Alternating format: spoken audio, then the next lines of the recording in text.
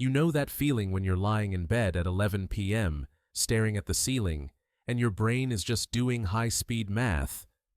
You're calculating how much is left in the checking account after the mortgage hits, wondering if that weird noise the car made this morning is going to cost you $2,000, and basically just feeling like you're running on a treadmill that's set slightly too fast. You're grinding, right? You're working the hours, you're hustling, but if you stopped for even a week, it feels like the whole house of cards would just collapse. Honestly, it's exhausting. My name is Nick, and I spend way too much time thinking about money, financial psychology, and why some people seem to effortlessly build wealth while others stay stuck in that same treadmill pattern for decades. I've realized that most of us are taught that building wealth has to be this brutal, soul-crushing sacrifice. Like you have to trade your youth and your sanity for a number in a bank account. But what if that's just wrong? What if the goal isn't to grind harder, but to build a system that actually lets you breathe? Today, I want to show you how to shift from surviving the grind to building a wealth machine that runs in the background while you actually live your life. We've been sold this idea that wealth is a result of sheer willpower. We see the grind-set influencers telling us to work 100-hour weeks and sleep under our desks. But here's the thing. Willpower is a finite resource. It's like a phone battery. It drains throughout the day.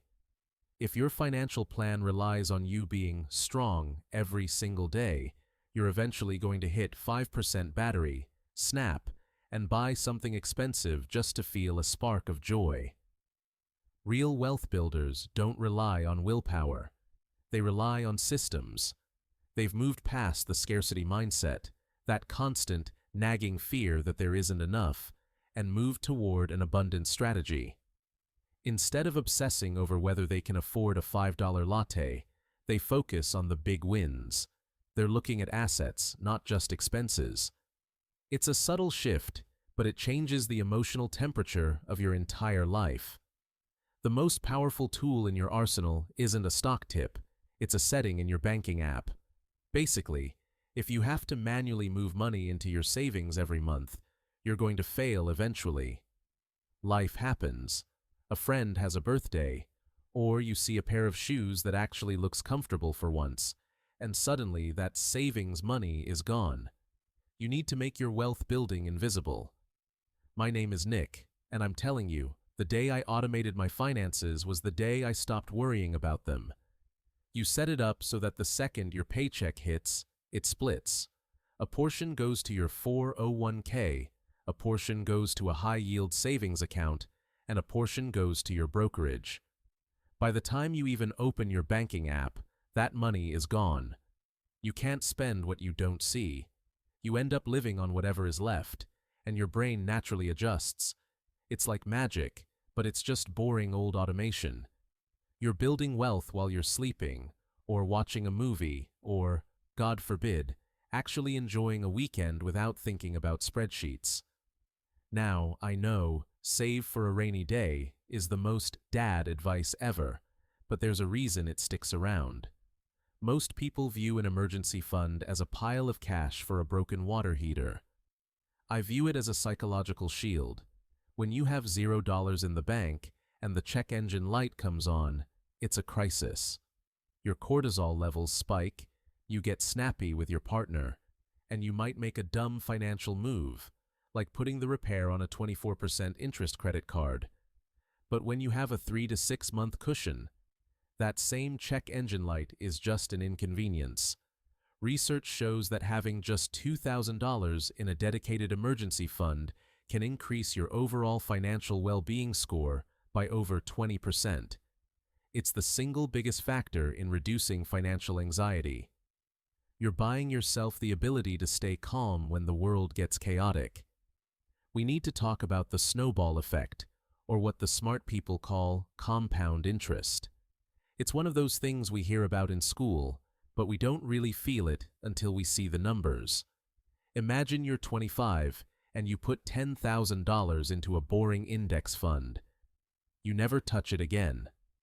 By the time you're 55, That $10,000 has turned into nearly $80,000, assuming a 7% return. If you wait until you're 35 to start, that same $10,000 only grows to about $40,000. That 10-year delay literally cost you $40,000 of free money. The point here isn't to make you feel bad if you're starting late. The point is that time is a much more powerful lever than effort. You don't need to be a genius stock picker. You just need to be patient. Most people try to beat the market by trading hot stocks, but the reality is that 90% of professional investors fail to beat a simple S&P 500 index fund over the long run. So, why are you trying to do it in your spare time after a full day of work? Just buy the whole market, go for a walk, and let the snowball roll. If you're trading your time for money, you have a ceiling. There are only 24 hours in a day, and you probably need to sleep for at least 6 of them.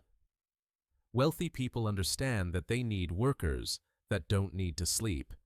Those workers are their assets. This could be dividend-paying stocks, where companies literally send you a check every 3 months just for owning a piece of them. Or it could be real estate, which, yeah, can be a headache. But having someone else pay down a mortgage while the property value goes up is a classic wealth-building move. The goal is to slowly tip the scales. At first, your passive income might only buy you a sandwich once a month. Then, it covers your internet bill. Eventually, it covers your groceries. When your passive income covers your basic needs, you aren't just rich, you're free. You're no longer working because you have to. You're working because you want to. Before you go all in on investing, we have to talk about the wealth eaters, high-interest debt. Credit cards are the enemy of everything we've talked about today. If you're earning 7% in the stock market, but paying 22% on a credit card balance, you're not building wealth. You're bleeding out. Use the debt avalanche method. List your debts from highest interest rate to lowest. Pay the minimum on everything, and throw every extra cent at the one with the highest rate. It's mathematically the fastest way to freedom. Once that debt is gone, the interest you were paying to the bank suddenly becomes capital you're paying to yourself. At the end of the day, building wealth isn't about being the loudest person in the room or having the flashiest car. Honestly, it's kind of boring. It's about systems, consistency, and a lot of waiting. It's about realizing that your time is your most precious asset, and every system you put in place today is a gift to your future self. We spend so much of our lives stressed about the next thing, but real financial independence is the ability to stop and just be. It's knowing that if you wanted to take a month off to travel, or start a hobby, or just spend more time with the people you love, you could. You don't have to sacrifice your life to build wealth. You just have to be a little bit smarter than the grind culture wants you to be. Set up your automation, build your safety net, and then, this is the hard part, stop obsessing over it. Go live your life. The systems will handle the rest. If this shift in perspective helped you today, would you like me to help you draft a simple, 3-step automation plan based on your current income?